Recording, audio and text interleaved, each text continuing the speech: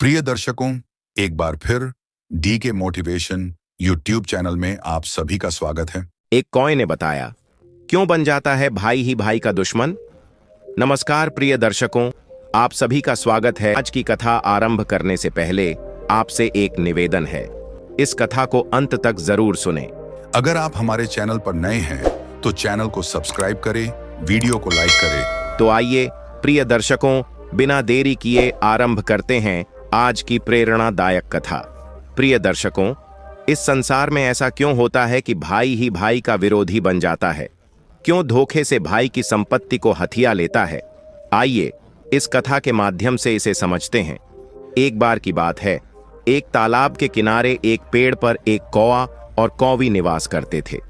एक दिन कवि ने कौवे से कहा, मैं जंगल से उड़कर आ रही थी और मैंने देखा कि भाई भाई के बीच दुश्मनी हो गई है।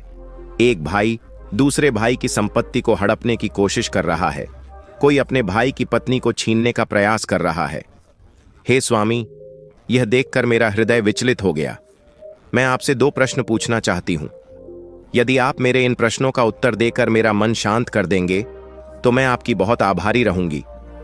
कौवा बोला, प्रिय, तुम अपने दोनों प्रश्न बताओ। मैं तुम्हें संतोषजनक उत्तर देने का हर संभव प्रयास करूंगा। कौवी कहने लगी, हे स्वामी, मेरा पहला प्रश्न है कि भाई भाई के बीच दुश्मनी क्यों हो जाती है, और मेरा दूसरा प्रश्न है, जो व्यक्ति भाई का हिस्सा छीनता है उसे कौन सी सजा मिलनी चाहिए? कौवा बोला, प्रिय कौवी, तुम्हारे दोनों प्रश्न अत्यंत महत्वपूर्ण हैं। जो भी इनसे मिले ज्ञान को अपने जीवन में अपनाएगा वह कभी भी अपने भाई का शत्रु नहीं बनेगा और न ही उसकी संपत्ति हड़पेगा। वह अपने भाई की पत्नी को छीनने का प्रयास भी नहीं करेगा। कौवा आगे बोला, तुम्हारे प्रश्नों का उत्तर देने से पहले मैं तुम्हें एक छोटी सी कहानी सुनाना चाहूंगा। इस कथा को ध्यानपूर्वक सुनना। यदि तुमने इसे ध्यान से सुना तो तुम्हारे प्रश्नों का उत्तर स्वतः ही मिल जाएगा और तुम्हारा मन पूर्णतः शांत हो जाएगा। कौवी ने कौवे को वचन दिया, मैं पूरी एकाग्रता से इस कथा को सुनूंगी। प्रिय दर्शकों, कथा आरंभ करने से पहले आपसे निवेदन है कि हमारी इस कहानी में खोने से पहले हमारे चैनल को सब्सक्राइब कर लें और बेल आइकन दबा लें, ताकि हमारी हर नई कहानी की सूचना आप तक सबसे पहले पहुंचे। अब कहानी शुरू होती है। कौवा बोला, प्रिय, एक नगर में एक राजा था जिसके महल में एक सुंदर बाग था। उस बाग में तरह तरह के फूलों और अनेक प्रकार के मीठे फलों के वृक्ष थे। बाग में सबसे आश्चर्यजनक चीज थी एक सेब का पेड़, जिसमें सोने के सेब लगते थे। राजा ने उस पेड़ की देखभाल के लिए विशेष इंतजाम कर रखे थे। जब सेब पक जाते थे तो चौकीदार दिन रात उस पेड़ की निगरानी करते थे ताकि कोई चुपके से सेब न चुरा ले। लेकिन एक दिन माली ने देखा कि एक सेब गायब है। वह भागता हुआ राजा के पास गया और यह खबर सुनाई। राजा को बड़ा आश्चर्य हुआ कि इतनी सुरक्षा के बाद भी सेब कैसे चोरी हो गया। राजा ने घोषणा की कि जो भी चोर को पकड़कर लाएगा उसे इनाम दिया जाएगा। राजा के 3 पुत्र थे।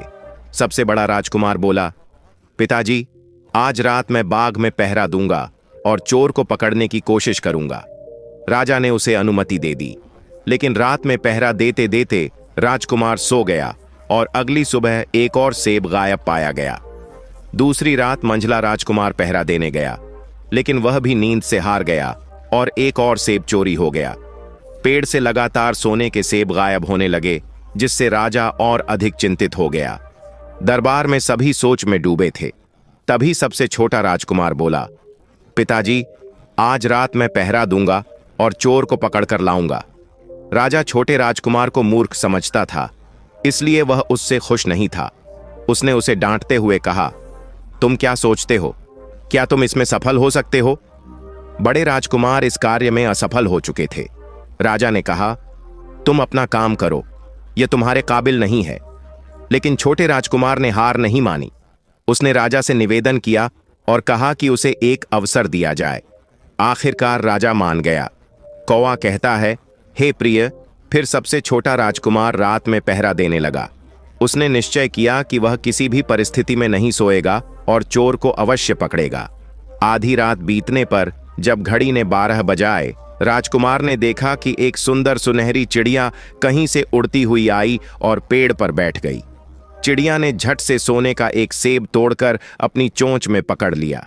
राजकुमार जाग रहा था और उसने तुरंत निशाना साधा और तीर छोड़ा, लेकिन तीर चिड़िया को नहीं लगा। चिड़िया ने पंख फड़फड़ाए और उड़ गई। हालांकि तीर चिड़िया के पंख से टकराया, जिससे एक सुनहरी पंख टूटकर जमीन पर गिर पड़ा। कौवा कहता है, हे प्रिय, अगले दिन सुबह राजकुमार ने राजा को पूरी बात बताई और वह सुनहरी पंख राजा के सामने रखा। वह पंख इतना सुंदर और अनमोल था कि राजा उसे देखते ही रह गया। राजा ने कहा, यदि इस चिड़िया का एक पंख इतना अद्भुत है तो पूरी चिड़िया कितनी अद्वितीय होगी।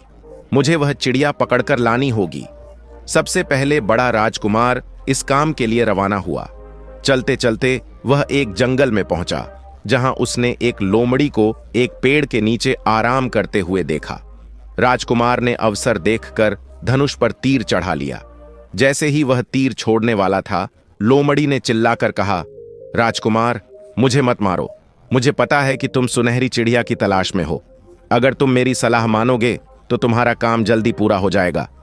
लोमड़ी ने कहा, सीधे इस रास्ते पर चलो। शाम को तुम्हें एक गांव मिलेगा। वहां 2 सराय दिखेंगी। एक सराय सुंदर और सजी सजाई होगी, जबकि दूसरी पुरानी और साधारण। तुम्हें सजी सजाई सराय में नहीं जाना चाहिए। यदि तुम मेरी बात मानोगे तो तुम्हारा काम सरल हो जाएगा। कौवा कहता है, हे प्रिय। लेकिन बड़े राजकुमार ने लोमड़ी की बात पर हंसी उड़ाई और कहा, भाग जा, मुझे तेरी सलाह की आवश्यकता नहीं है। इतना कहकर उसने लोमड़ी पर तीर छोड़ दिया, लेकिन लोमड़ी चालाक थी और बचकर भाग गई। बड़ा राजकुमार आगे बढ़ गया। जब शाम को वह गांव पहुंचा तो उसने देखा कि सचमुच 2 सराय थीं। एक सजी सजाई और शोर शराबे से भरी थी, जबकि दूसरी साधारण और अंधेरे में थी। राजकुमार ने लोमड़ी की सलाह को नजरअंदाज किया और सजी सजाई सराय में ठहर गया। वहां का नाच गाना देखकर वह अपने असली मकसद को भूल गया। यही कारण था कि वह चिड़िया की खोज में असफल हो गया। जब बड़ा राजकुमार वापस नहीं लौटा तो मंझला राजकुमार इस कार्य के लिए निकल पड़ा। उसने भी जंगल में वही लोमड़ी देखी। लोमड़ी ने उसे भी वही सलाह दी, लेकिन मंझले राजकुमार ने भी उसकी बातों पर ध्यान नहीं दिया। जब वह गांव पहुंचा तो सजी सजाई सराय में रुक गया और नाच गाने में मस्त हो गया। वह भी अपना उद्देश्य भूल गया। कौवा कहता है, हे प्रिय, अंत में छोटा राजकुमार राजा के पास गया और कहा, मैं सुनहरी चिड़िया की खोज में जाऊंगा। राजा को उस पर विश्वास नहीं हुआ और उसने कहा, जब तुम्हारे बड़े भाई असफल रहे तो तुम कैसे सफल होगे। लेकिन छोटे राजकुमार ने जिद की। आखिरकार राजा ने उसे अनुमति दे दी। छोटा राजकुमार अपनी यात्रा पर निकल पड़ा। जंगल में उसने भी लोमड़ी को देखा। उसने लोमड़ी की बात ध्यान से सुनी और कहा, ठीक है, मैं तुम्हारी सलाह मानूंगा और तुम्हें नुकसान नहीं पहुंचाऊंगा। छोटे राजकुमार की बात सुनकर लोमड़ी खुश हो गई और बोली, तुम बहुत अच्छे व्यक्ति हो। तुमने मेरी बात का मजाक नहीं उड़ाया और मुझ पर तीर नहीं चलाया। मैं तुम्हारी सहायता करूंगी। लोमड़ी ने कहा, मेरी पूंछ पर बैठ जाओ। मैं तुम्हें उस सराय तक ले जाऊंगी जहां तुम्हें रुकना चाहिए। इससे तुम्हारा कार्य और आसान हो जाएगा। लोमड़ी की पूंछ अचानक लंबी हो गई और राजकुमार उस पर बैठ गया। लोमड़ी हवा में उड़ने लगी और थोड़ी देर में वह मैदानों और पहाड़ों को पार करते हुए उस गांव में पहुंच गई। राजकुमार ने लोमड़ी की सलाह मानकर साधारण और पुरानी सराय में डेरा डाल लिया। उसने सजी सजाई सराय से दूर रहना उचित समझा। कौवा कहता है, हे प्रिय, अगले दिन सुबह जब राजकुमार आगे बढ़ा तो उसने फिर से रास्ते में लोमड़ी को देखा। लोमड़ी ने उसे बताया, अब मैं तुम्हें आगे का रास्ता बताती हूं। आगे तुम्हें एक बड़ा किला मिलेगा जहां सैनिक पहरा दे रहे होंगे। तुम पहरेदारों से भयभीत मत होना और सीधे अंदर चले जाना, क्योंकि उस समय वे पहरेदार गहरी नींद में होंगे। तुम निडर होकर किले में प्रवेश करना और कमरों को पार करते हुए उस स्थान तक पहुंच जाना जहां लकड़ी के एक साधारण पिंजरे में सुनहरी चिड़िया कैद होगी। वहां पहुंचकर चिड़िया को पिंजरे सहित उठाकर किले से बाहर ले आना। लेकिन ध्यान रहे, चिड़िया के पिंजरे के पास ही एक अत्यंत आकर्षक और बहुमूल्य सोने का पिंजरा भी रखा मिलेगा। तुम्हें उस पिंजरे को छूना भी नहीं है। यदि तुम चिड़िया को सोने के पिंजरे में रखने की कोशिश करोगे तो बाद में पछताना पड़ेगा। यह कहकर लोमड़ी ने राजकुमार को पुनः अपनी पूंछ पर बैठा लिया और कुछ ही देर में उसे उस किले के पास पहुंचा दिया। कौवा कहता है, हे प्रिय। छोटे राजकुमार ने किले के पास जाकर देखा कि वाकई पहरेदार सो रहे थे। फिर वह निडर होकर सीधे महल में दाखिल हो गया। थोड़ी ही देर में वह उस कमरे तक पहुंच गया जहां सुनहरी चिड़िया एक पिंजरे में बैठी थी। चिड़िया के पिंजरे के पास ही 3 सुनहरे सेब रखे हुए थे। सेबों को देखते ही राजकुमार समझ गया कि ये वही सेब हैं जो उसके पिता के बगीचे के हैं। सुनहरी चिड़िया इतनी मनमोहक थी कि राजकुमार उसे एकटक निहारता रह गया। जैसे ही वह चिड़िया को उठाने वाला था, उसकी नजर पास रखे एक शानदार पिंजरे पर पड़ी। वह पिंजरा अत्यंत खूबसूरत था और उसमें बेशकीमती रत्न जड़े हुए थे। उस सोने के पिंजरे को देखकर राजकुमार के मन में लालच आ गया और उसने लोमड़ी की चेतावनी को अनदेखा कर दिया।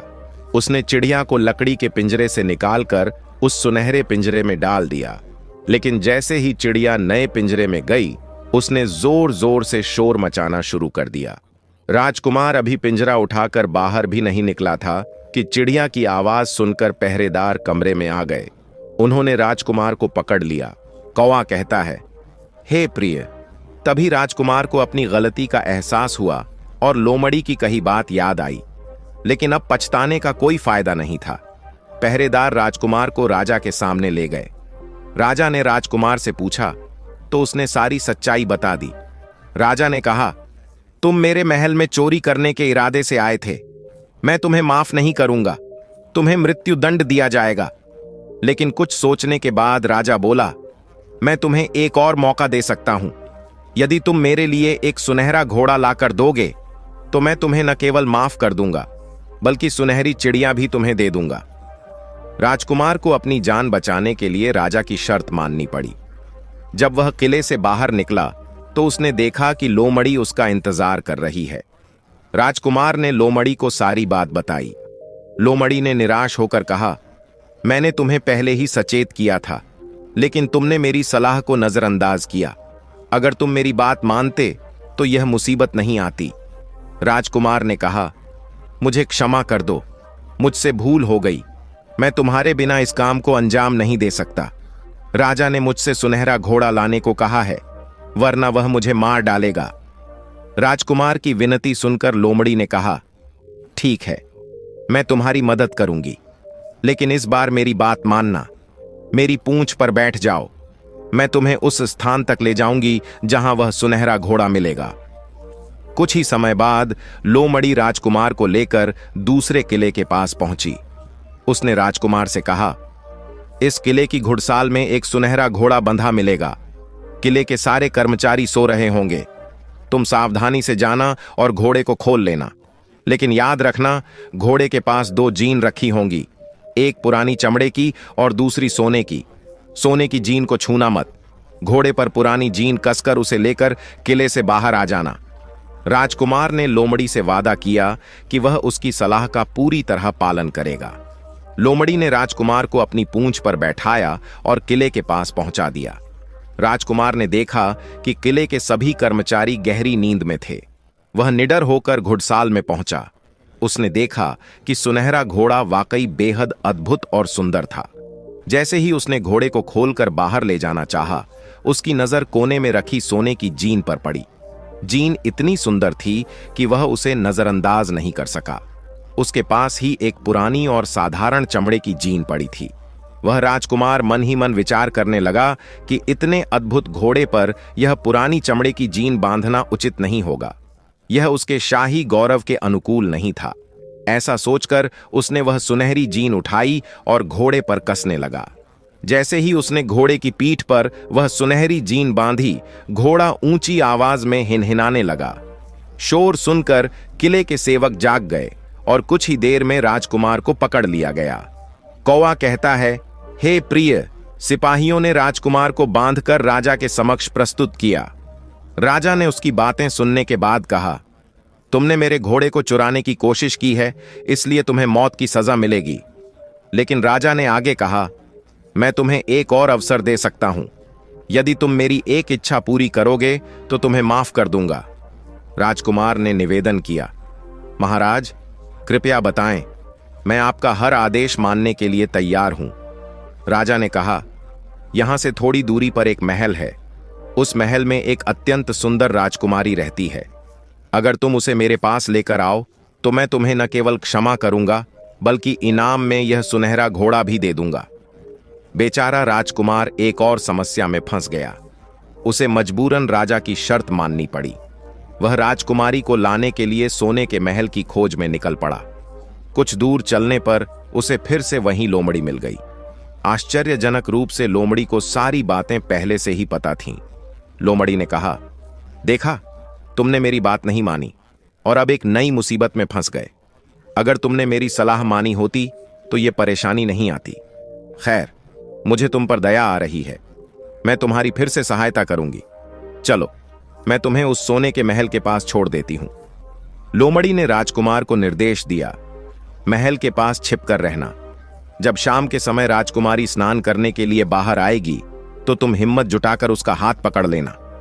घबराना मत, क्योंकि जैसे ही तुम उसे छुओगे वह तुम्हारे साथ चलने को तैयार हो जाएगी। लेकिन एक बात याद रखना, उसे सीधा अपने साथ ले जाना। उसे महल में लौटने का अवसर मत देना।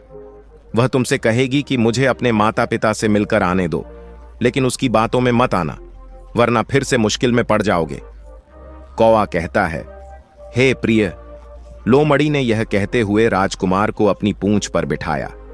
थोड़ी ही देर में वह उसे सोने के महल के पास ले आई। राजकुमार महल के पास एक पेड़ की आड़ में छिप गया।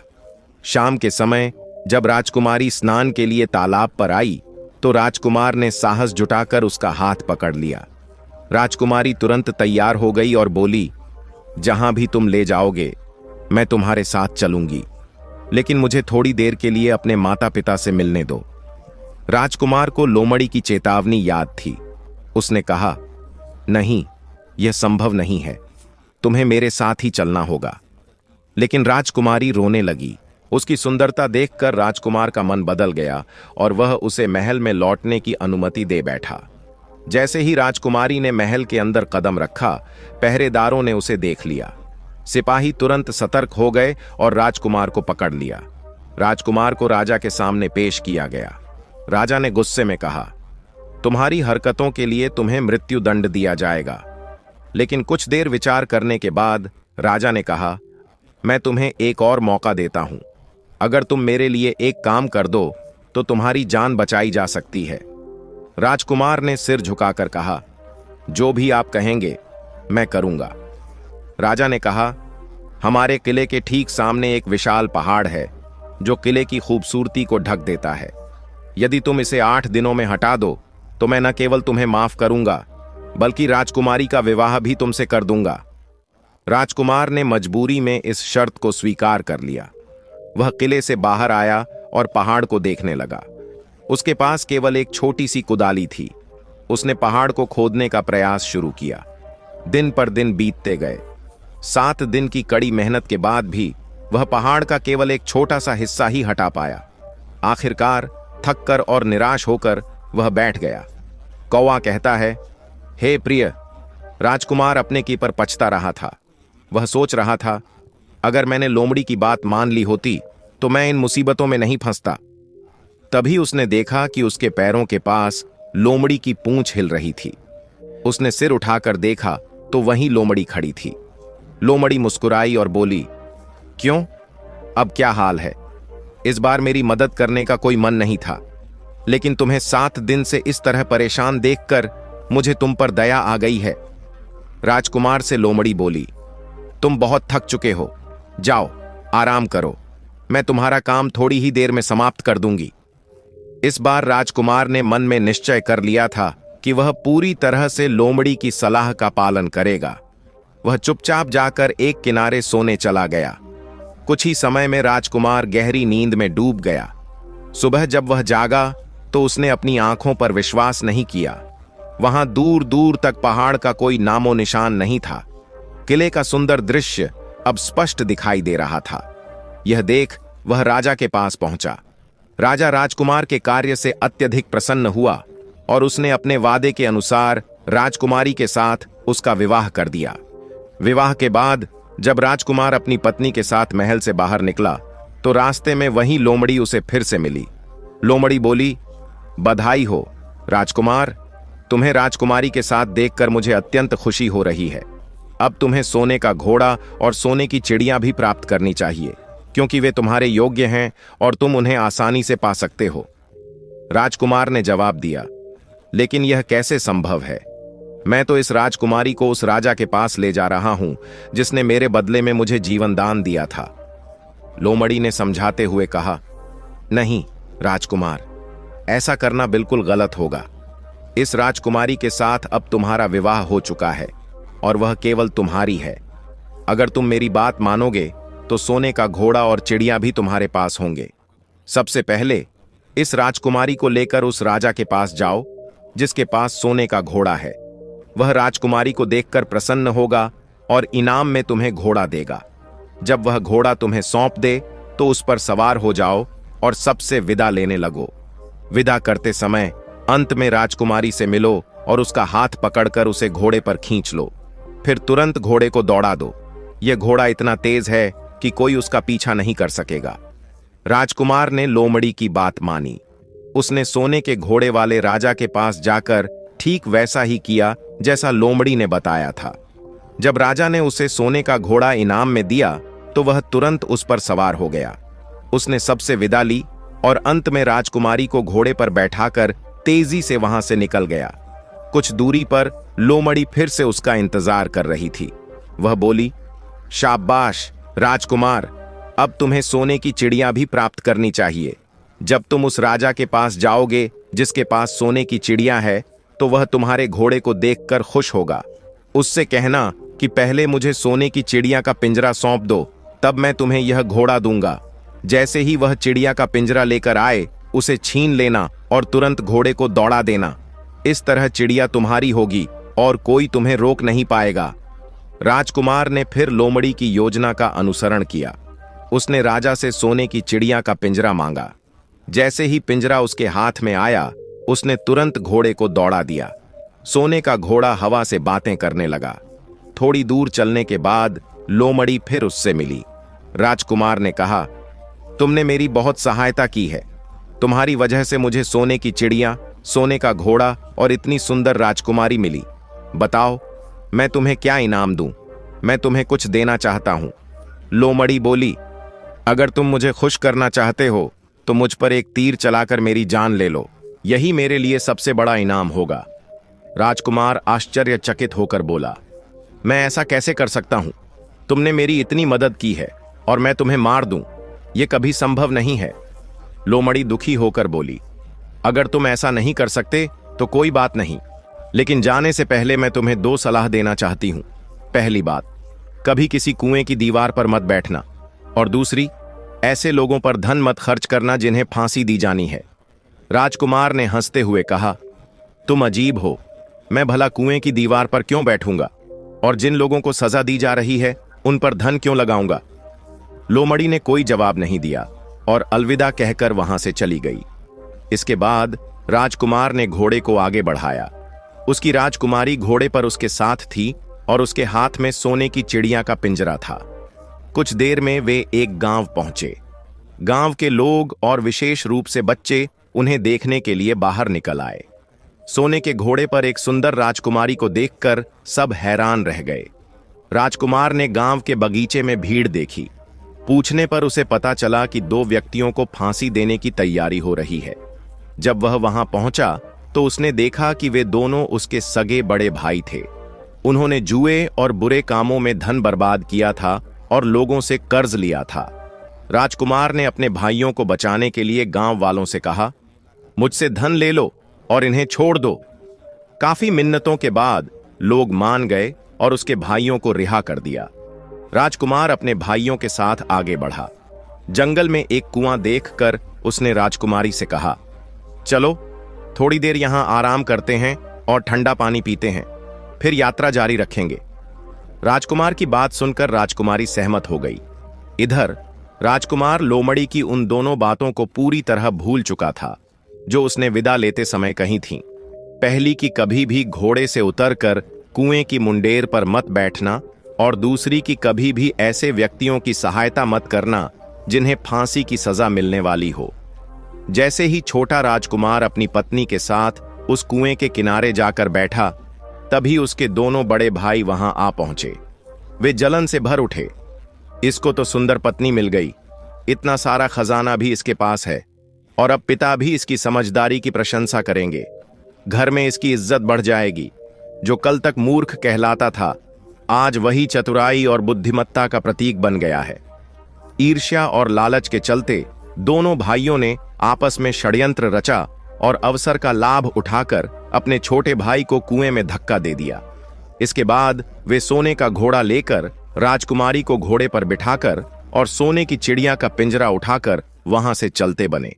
इस प्रकार लोभ और धन की लालसा में उन्होंने अपने छोटे भाई को मौत के मुंह में धकेल दिया। कुछ समय बाद बड़े भाई अपने महल लौट आए और राजा से कहा, हम सोने की चिड़िया लेकर आए हैं। यही चिड़िया हमारे बगीचे से सोने के फल चुरा रही थी। साथ ही हम यह सोने का घोड़ा और यह राजकुमारी भी लेकर आए हैं। यह सब देखकर राजा अत्यंत प्रसन्न हुआ और पूरे राज्य में जश्न मनाया गया। लेकिन राजकुमारी बिल्कुल खुश नहीं थी। उसने खाना पीना छोड़ दिया। वहीं सोने का घोड़ा भी अन्न जल छोड़ चुका था और सोने की चिड़िया भी गाना गाने के बजाय चुप बैठी रही। राजा ने बहुत प्रयास किया, परंतु न तो राजकुमारी को प्रसन्न कर पाया, न सोने के घोड़े को और न ही सोने की चिड़िया को। उधर छोटा राजकुमार कुएं में गिर गया था, लेकिन पानी कम होने के कारण वह बच गया। कुएं के अंधकार में उसे लोमड़ी की वह चेतावनी याद आई और वह पछताने लगा। उसने सोचा, अगर मैंने लोमड़ी की बात मान ली होती तो शायद मैं यहां नहीं पड़ा होता, न ही मैंने अपने लालची भाइयों की मदद करनी चाहिए थी। जैसे ही उसने लोमड़ी को याद किया, वह कुएं के पास आ गई। लोमड़ी बोली, देखा, मैंने पहले ही कहा था कि कुएं की मुंडेर पर मत बैठना और ऐसे व्यक्तियों की सहायता मत करना जो फांसी के पात्र हों। खैर, अब मैं आखिरी बार तुम्हारी मदद करती हूं। लोमड़ी ने अपनी पूंछ कुएं में लटका दी, जो इतनी लंबी हो गई कि राजकुमार तक पहुंच गई। राजकुमार ने पूंछ पकड़कर कुएं से बाहर निकल आया। बाहर आकर लोमड़ी ने उसे सावधान किया, अब अपने घर जाओ, लेकिन सतर्क रहना। तुम्हारे भाई तुम्हारे शत्रु हैं और तुम्हें जान से मारने का प्रयास करेंगे। छोटा राजकुमार अपने महल की ओर बढ़ा। रास्ते में उसे एक भिखारी मिला। उसने अपने सुंदर वस्त्र उस भिखारी को दान में दे दिए और उसके पुराने कपड़े पहन लिए। इस प्रकार भेष बदलकर वह महल पहुंचा। जैसे ही वह महल में पहुंचा, कुछ आश्चर्यजनक हुआ। सोने का घोड़ा खुशी से नाचने लगा और भोजन करने लगा। सोने की चिड़िया ने फुदकना और गाना शुरू कर दिया। राजकुमारी ने भी अपने आंसू पोंछ लिए और प्रसन्नता से भर उठी। यह सब देखकर राजा हैरान रह गया। उसने राजकुमारी से पूछा, यह सब क्या हो रहा है?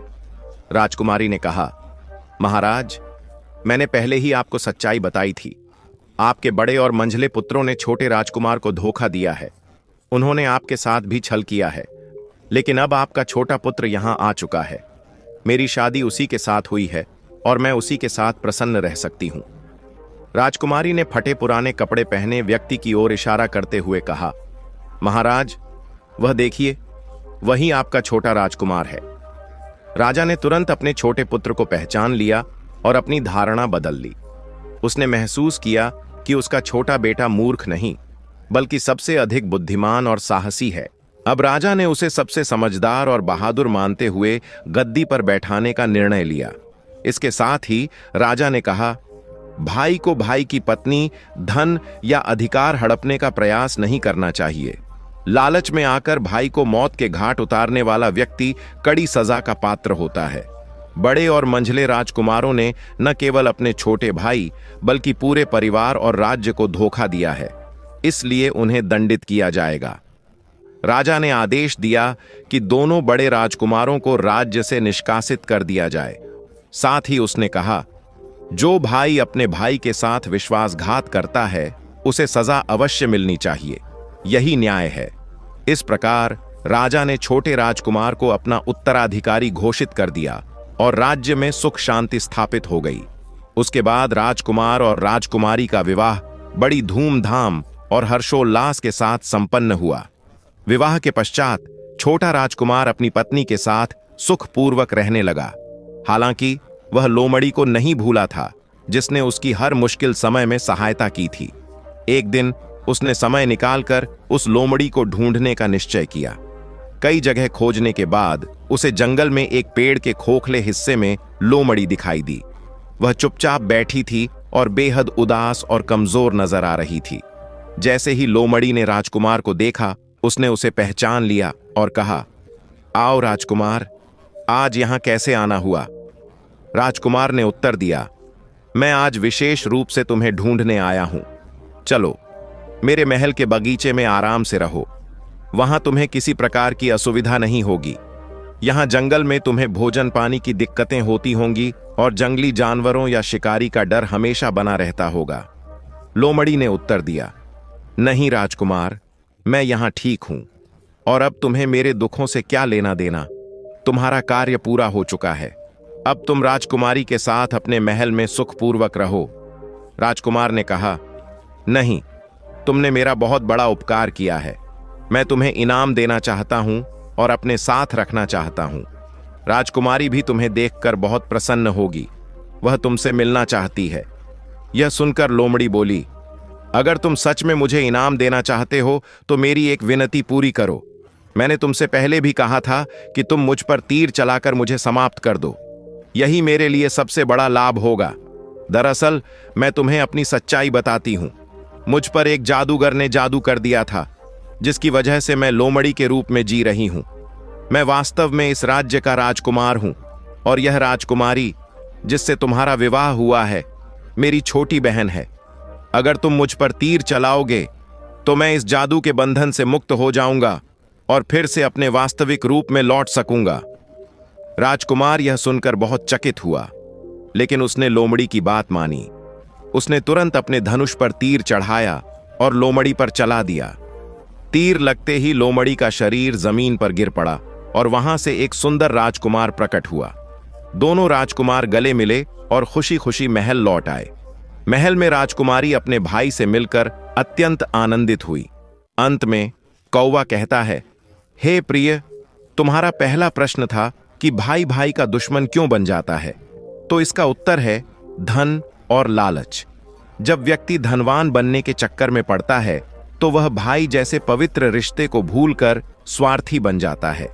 जो भाई अपने स्वार्थ के लिए अन्याय करता है, उसका अंत एक दिन अवश्य होता है। तुम्हारा दूसरा प्रश्न था कि भाई का हिस्सा हड़पने वाले व्यक्ति को क्या दंड मिलता है। इसका उत्तर है, ऐसे व्यक्ति को घर और समाज से बेदखल कर दिया जाता है, जैसे राजा ने राजकुमार के दोनों भाइयों को राज्य से निष्कासित कर दिया था। इसलिए भाई के रिश्ते को कभी कलंकित नहीं करना चाहिए। जहां भाइयों में प्रेम होता है, वह घर स्वर्ग के समान बन जाता है। अंत में कौवा कहने लगा, हे स्वामी, आज की यह कहानी सुनकर मेरा मन प्रसन्न हो गया। सचमुच भाई को हमेशा अपने भाई की मदद करनी चाहिए, न कि उसे नुकसान पहुंचाना चाहिए। प्रिय दर्शकों, अगर आप भी अपने भाई से प्रेम करते हैं तो इस कहानी को याद रखें। प्रिय दर्शकों, हमारी आज की कहानी यहीं समाप्त होती है। आशा है कि यह कहानी आपको प्रेरित करेगी और जीवन में धैर्य और सत्य का महत्व सिखाएगी। प्रिय दर्शकों, इस कथा के बारे में आपके क्या विचार हैं? कृपया अपनी अनमोल राय हमें कमेंट बॉक्स में जरूर बताएं। हम आशा करते हैं कि यह कथा आपके मन को भा गई होगी और आपको आध्यात्मिक प्रेरणा मिली होगी।